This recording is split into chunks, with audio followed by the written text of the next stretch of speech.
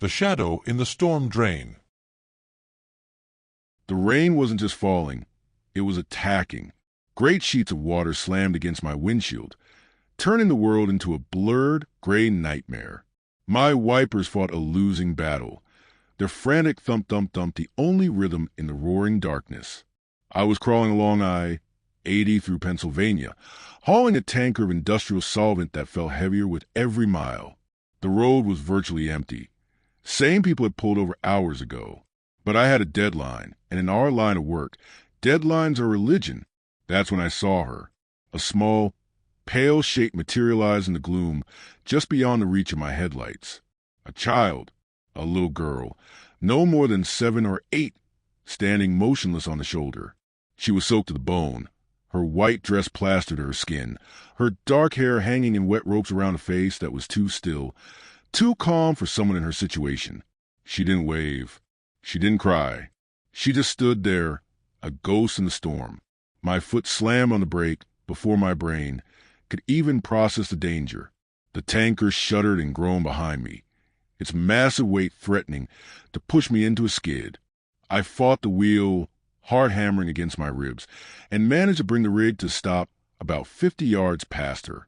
What was a child doing out here, in the middle of nowhere, in this weather? There were no houses, no broken down cars, nothing. It made no sense. Every instinct, every trucker's cautionary tale, screamed at me to keep driving. But I looked in my mirror and saw that small, fragile figure, and I thought of my own daughter safe at home. I couldn't live with myself if I left her. Grabbing my heavy flashlight and pulling up the hood of my jacket, I threw the door open and stepped out into the punishing rain. The wind immediately tried to tear the door from my hand. I stumbled back toward her, the beam of my light dancing wildly over the slick asphalt. As I got closer, the details became clearer and more wrong. Her feet were bare and caked with mud, but she didn't shiver from the cold. Her eyes were wide and dark, fixed on me with an intensity that felt decades too old for her face. The rain didn't seem to touch her. It streamed around her as if repelled by an invisible field. I was 10 feet away when she slowly raised one arm, not toward me, but past me, pointing a single, pale finger at the dark, gaping mouth of a massive storm drain that opened onto the shoulder. I leaned closer, the rain drowning out my words. "Sweetheart, are you okay? Where are your parents?"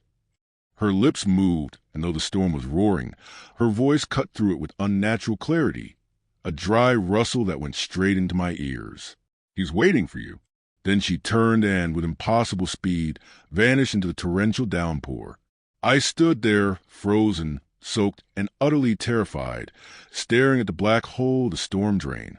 And from within its depths, I heard it, a low, wet, dragging sound, followed by the faint, desperate scratching of metal on concrete. "My name is Frank Corrigan. I've been driving for 18 years, and I thought I'd seen it all. Whiteout blizzards, tornadoes forming over the plains, drivers who pushed themselves until they saw things that weren't there. I was a skeptic. If I couldn't weigh on a scale or bill it to a client, I didn't believe in it. That night on I-80 broke me. It took everything I thought I knew about the world and shredded it. I'm recording this from a place I can't disclose, using equipment I shouldn't have. They're looking for me, but not for the reasons you might think. It's not about the abandoned truck or the lost load. It's about what I saw, what I know, and what's still down there, waiting for the next storm, the next driver, the next lost soul to stop and listen to its call. I'm telling you this because you need to be warned. The roads we travel are older than our maps, and they have secrets. Some secrets are best left buried. Others are just waiting for a heavy rain to wash the dirt away. If this story sends a chill down your spine, if it makes you think twice the next time you see something on the side of the road, then my risk in sharing it will have been worth it. Please, help me get this warning out. Hit that subscribe button and like this video. It tells the algorithm that this is important. And in the comments, let me know where you're listening from. Tell me your city, your country. It helps me feel connected, like I'm not just shouting into the void. It reminds me that there are still people out there to warn. Now, let's get back to that storm drain. I stood there for a full minute, maybe more, just staring into the black void of the drain. The rain had already soaked through my jacket and was working its way into my bones, but the cold I felt was deeper than that. It was the cold of the grave. The little girl was gone, vanished. No footprints, no sign she'd ever been there at all. But her words echoed in my mind, drowning out even the storm. He's waiting for you. Logic war with a primal. Screaming fear. Get back in the truck. Drive. Now. That was a smart move. The only move. But another part of me, the part that was a father, the part that was a decent human being, couldn't let it go. What if she was real? What if she was down there? What if he was someone who had taken her? I walked closer to the drain, my flashlight beam piercing the darkness. It was a large, circular concrete pipe, about 5 feet in diameter, half filled with rushing, muddy water. The sound was a low roar, but underneath it, I could still hear it. The scratching, a rhythmic metallic scrape, like a chain being dragged over rock. "Hello," I shouted, my voice swallowed by the noise. "Is anyone down there?" The scratching stopped. For a moment, there was only the roar of the water. Then a new sound emerged. A voice, faint, distorted by the tunnel, but unmistakably human. A man's voice, weak and trembling. "Help! Me?" My blood ran cold. There was someone down there. The girl had been telling the truth. Maybe she was his daughter, sent to get help. Maybe he was trapped. My decision was made. I couldn't leave now. I scrambled back to my truck, my mind racing. I grabbed my roadside emergency kit. It had a heavier-duty flashlight, some glow sticks, and a first aid kit. I also took my tire thumper, a solid 2-foot-long club of hickory. I didn't know what I was walking into. I called dispatch on the CB, but all I got was static. The storm was messing with everything. When I returned to the drain, the voice was clearer, more desperate. "Please, I'm stuck. The water's rising." I slung the kit over my shoulder, gripped the thumper in one hand and the heavy flashlight in the other, and stepped into the mouth of the drain. The icy water immediately filled my boots, a shocking cold that stole my breath. The beam of my light danced ahead, showing a long, dark tunnel that seemed to stretch into infinity. The air was thick with the smell of damp earth, decay, and something else, something chemical like the solvent I was hauling. "I'm coming," I yelled, my voice echoing strangely in confined space. "Keep talking."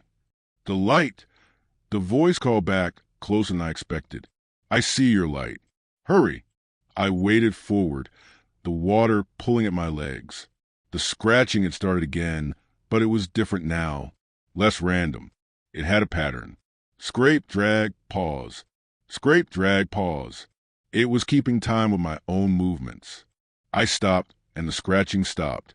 My heart was a frantic drum in my chest. "Where are you?" I called out, trying to keep the panic from my voice. "Just around the bend," the voice replied. It sounded stronger now, less afraid. "I can see you." I rounded a gentle curve in the tunnel.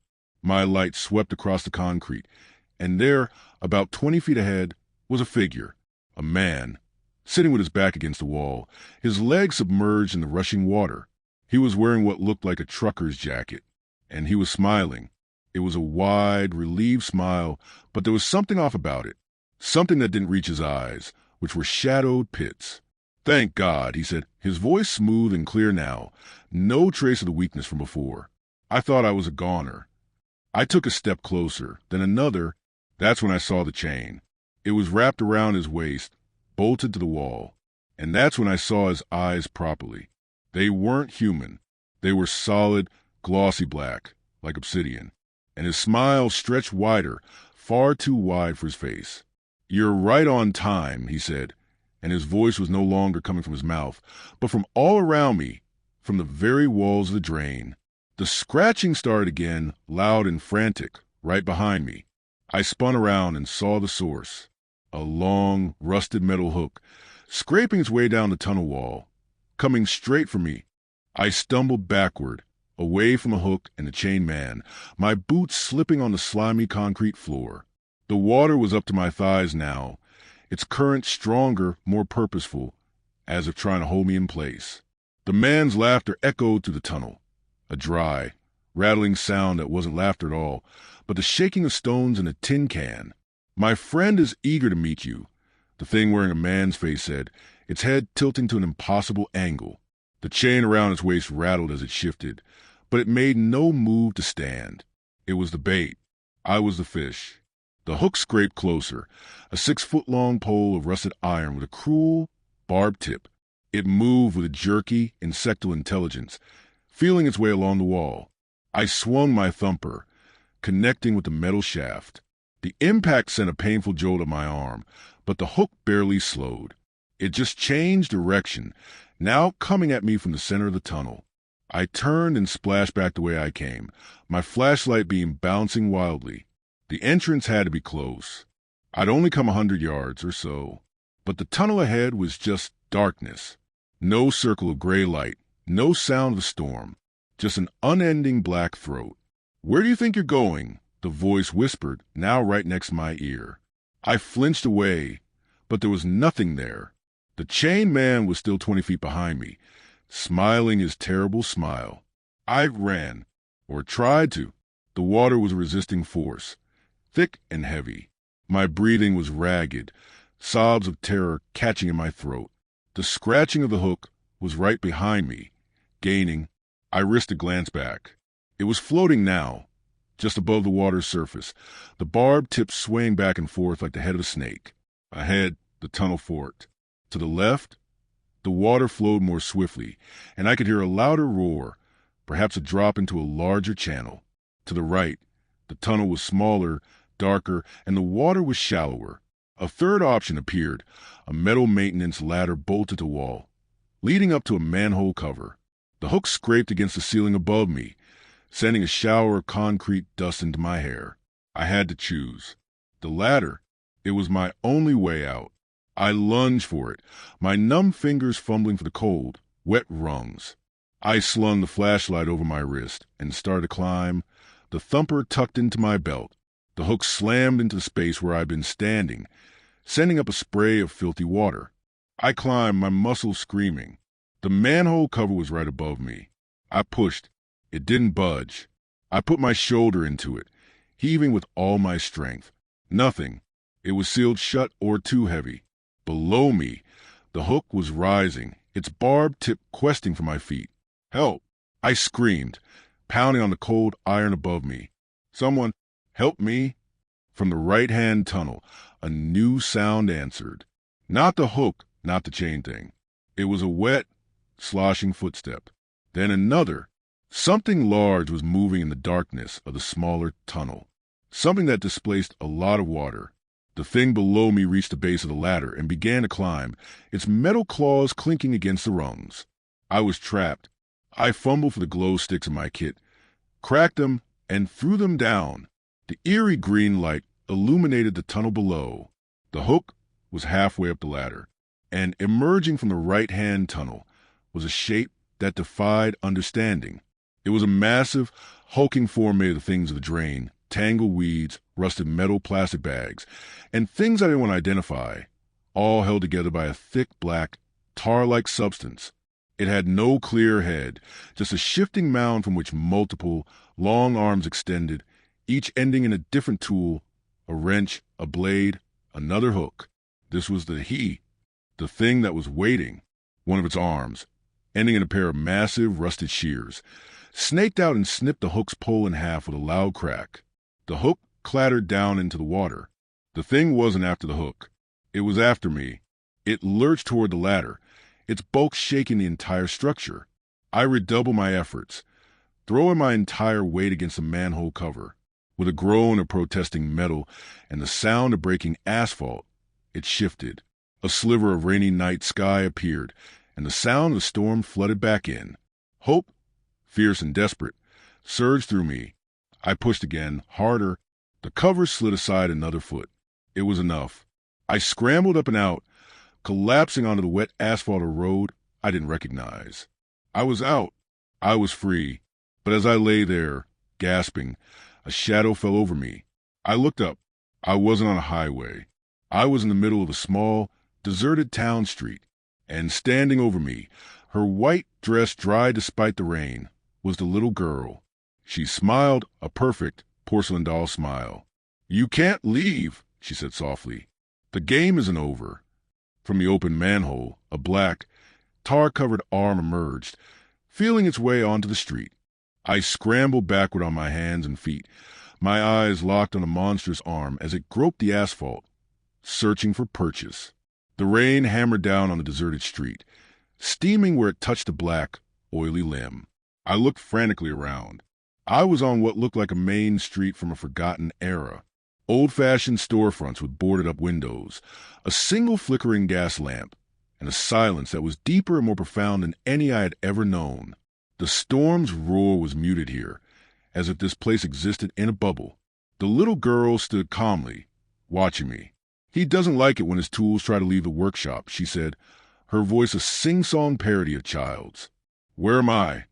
I demanded, lurching to my feet. My body ached, and I was shivering uncontrollably. "This is Millhaven," she said, as if it were obvious. "It's where he brings the parts." "Parts for what?" I asked, though I was terrified of the answer. Her smile didn't waver. "For fixing what's broken. He's been fixing this town for a very long time." I looked at the buildings again, and now I saw the details. The boards on the windows weren't wood. They were fused together pieces of rusted metal, shredded tires, and what looked like bone. The gas lamp wasn't powered by gas. Inside its glass globe, a writhing mass of bioluminescent insects cast a sickly green light. This wasn't a town. It was a sculpture, a grotesque masterpiece built from landfill and sorrow. The arm from a manhole finally found its grip and began to pull the rest of the thing out. It was even more massive up here, a walking heap of refuse and machinery, standing easily 10 feet tall. It had no face, just a chaotic jumble of parts, but I could feel its attention on me. It was the master, the mechanic, the entity from the drain. I turned and ran. My truck was my only hope. I had to find the highway. I sprinted down the main street, my feet slipping on the wet cobblestones. The girl's laughter echoed behind me, mingling with the sound of the creature's dragging progress. It wasn't chasing me with speed. It was moving with a dreadful, inevitable certainty, like the tide coming in. I passed a diner with mannequins inside, dressed in rags, their heads replaced with animal skulls. I passed a police car that was just a shell, filled with a nest of writhing snakes. This place was a nightmare diorama. At the end of the street, I saw a bridge, and beyond it, the familiar sight of I-80. My heart leaped. My truck was still there on the shoulder, a beacon of my old life. I poured on the speed, my lungs burning. I could make it. I was halfway across the bridge when the little girl appeared in front of me, materializing out of the rain. She held up a hand. "You can't go. You're a part of town now. Get out of my way." I yelled, brandishing the thumper. She looked past me at the approaching creature. "He needs a new voice." The last one rusted shut. The creature was on the bridge now, blocking my retreat back into town. I was trapped between them. It reached out with one of its many arms, this one ending in a loudspeaker horn. From within the horn, a distorted, screaming voice erupted, a loop of pure agony. "Help me. Please, God, help me." I recognized the voice. It was the chained man from the drain. He hadn't been a prisoner. He had been a component, a part that was now being replaced. The creature took another step, its bulk shaking the bridge. The loudspeaker arm retracted, and another arm extended, this one with a long, needle-like probe that glistened with the same black tar. It was meant for me, to install me, to make me a permanent part of this hell. I did the only thing I could think of. I turned and vaulted over the railing of the bridge. I fell 10 feet into the raging creek below. The icy water was a shock, but it carried me swiftly away from the bridge, from the town, from the thing. I fought to keep my head above water, gasping and sputtering. I looked back once. The creature and the girl were standing on the bridge, watching me go. They weren't chasing. They just watched, as if they knew it wasn't over. The creek dumped me out a mile downstream, back onto the shoulder of I-80, not far from my truck. I crawled onto the bank, vomiting up creek water in terror. I had escaped, but as I lay there, I heard a faint, familiar sound on the wind. The sound of a little girl laughing, and from a storm drain 100 yards away, I saw a single, pale hand emerge from the darkness and slowly wave goodbye. I made it to my truck, my body trembling with a cold that had nothing to do with the temperature. I fumbled the keys, my wet hands slipping, finally managing to unlock the door and haul myself into a familiar cab. I locked the doors immediately, the solid thunk of small, pathetic comfort. For a long time, I just sat there, gripping the steering wheel, my knuckles white. The rain continued to be his tattoo on the roof, but now every drop sounded like a scratching fingernail. I had to get out of there. I turned the key. The engine cranked, sputtered, and died. A wave of panic washed over me. I tried again. Same result. The fuel gauge showed half a tank. This wasn't mechanical. This was something else. I was being kept here. I grabbed the CB mic. Breaker 19. This is rig 714. Does anyone copy? I'm on I-80 near mile marker 147. I need assistance. Anyone?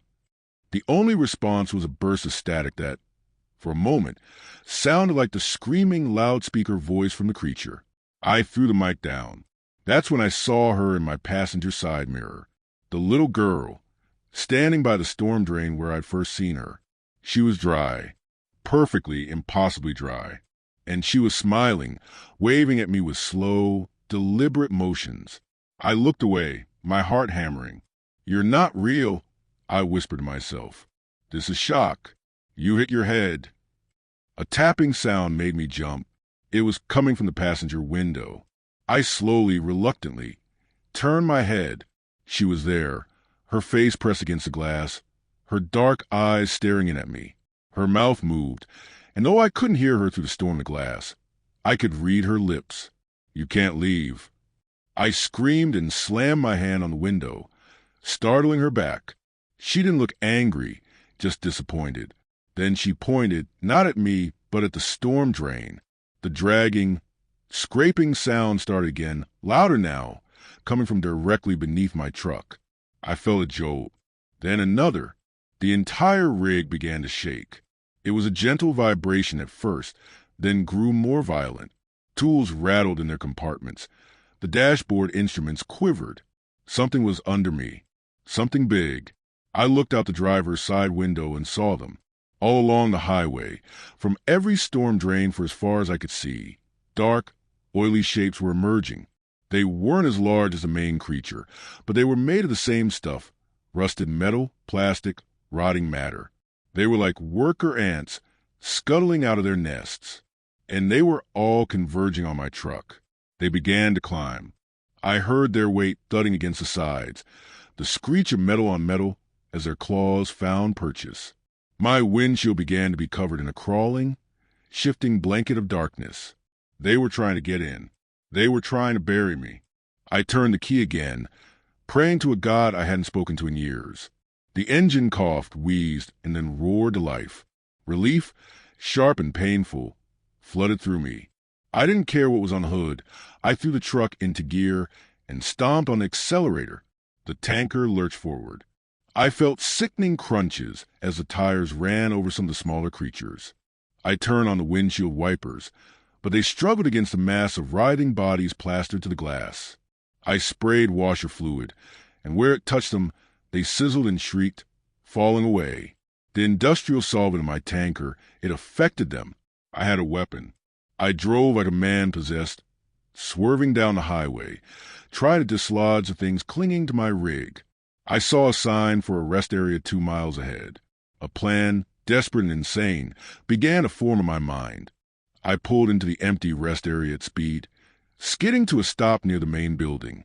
The creatures were still all over me, scratching and clawing at the metal. I leaped out of the cab, ignoring them, and ran to the emergency valve on the tanker's rear. I had to release the solvent. It was my only chance. One of the creatures dropped from the top of the tanker and landed on my back, its claws digging into my shoulders. I cried out in pain and rage, slamming myself backward against the tanker, crushing it. I could hear the others closing in.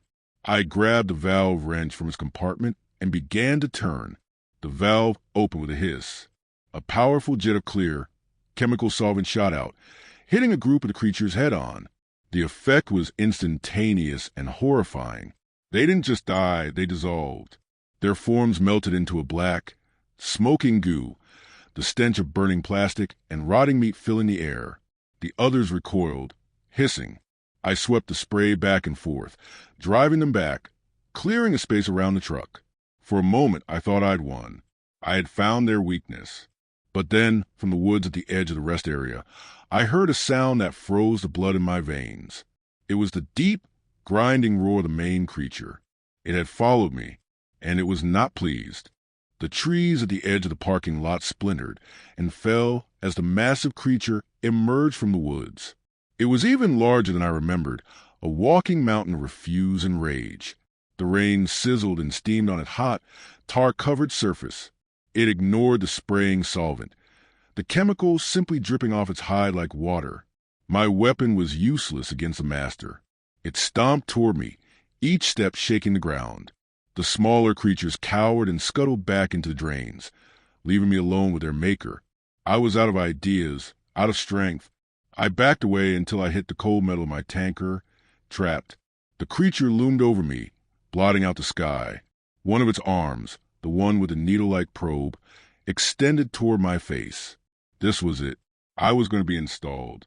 I was going to become the new voice in its loudspeaker, or a new ornament on a building in its hellish town. I closed my eyes, waiting for the end. But it never came. I heard a different sound. Sirens. Faint at first, then growing louder. Red and blue lights strobed through the rain, reflecting off the creature's oily hide. The creature froze. It let out a low, grinding growl of frustration. It seemed confused by the lights, the noise. It was a thing of hidden places and lonely roads. The presence of official authority, of the modern world it preyed upon, was an anathema to it. A state police cruiser skidded to a halt at the entrance to the rest area, followed by another. The creature took a step back, then another. It gave me one last, long look with its faceless head, a look that promised this wasn't over. Then it turned and, with surprising speed, retreated into the shattered tree line, melting back into the darkness from which it came. I slid down the side of my tanker, collapsing onto the wet asphalt. I was crying, laughing, choking all at once. The police officers approached cautiously, their guns drawn, their flashlights scanning the area. "Sir, are you all right?" We got reports of a truck swerving all over the road. They helped me up. I tried to tell them. I babbled about the girl, the drain, the town, the creature. They listened with professional patience. But their eyes told me everything. They saw a soaked, hysterical man who had clearly cracked under the pressure of the storm. They found my release solvent, a serious violation. They asked me to come down to the station for a statement. I went with them. What else could I do? I told my story again to detective. He nodded, took notes, and offered me a cup of coffee. He was humoring me. They impounded my truck. They called it a mental health episode brought on by stress and fatigue. They never found the town of Millhaven. They never found any evidence of the creatures. I was released the next day. I lost my job, my CDL, my truck. My wife thought I'd had a breakdown. She tried to be understanding, but how can you understand something like that? We grew apart. She lives in Phoenix now with our daughter. I don't blame her. I live a different life now. I stay in motels. I work cash jobs under the table. I never stay in one place for long, because I know it's still out there. The little girl, the creature, Millhaven, and I know it's still hungry. I see reminders everywhere. A child's lost doll by the side of the road. The grating of a storm drain. The smell of tar on a hot day. They're looking for me. They don't like loose ends. They don't like parts that escape the workshop. I'm a ghost now, just drifting. But I have to tell this story. I have to warn you. So listen to me, please. When you're driving on a lonely, rainy night and you see something on the shoulder, don't stop. Don't be a hero. Just keep driving. Because you might not just be picking up a hitchhiker. You might be delivering a new part for a machine that should never have been built. That's my story. The story of a shadow in the storm drain. It cost me my family, my career, my entire life. But if my warning saves even one of you from that fate, then perhaps some good can come from this nightmare. I'm a broken man, recording this from a lonely motel room, always looking over my shoulder, always listening for the sound of dragging metal in the rain. The world is not what we think it is. There are cracks in reality, and in those cracks, things that are old and hungry are waiting. They prey on our compassion, our willingness to help. They use it against us. Please be careful out there. Trust your instincts. If something feels wrong, it is. No delivery, no deadline is worth what I've lost. Thank you for listening. Thank you for believing. Share this story. Let others know. Maybe together we can star the thing in the drain. Maybe we can keep others from becoming parts in its terrible machine. Subscribe for more warnings from the road. Drive safe. And whatever you do, when the rain falls and the night is dark, don't look too closely into the shadows.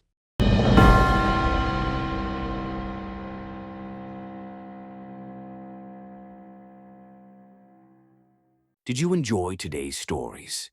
Don't forget to like and subscribe to our channel for more stories like this. If you've made it this far, leave horripilent in the comments so I know you watched the video all the way through. See you in the next video.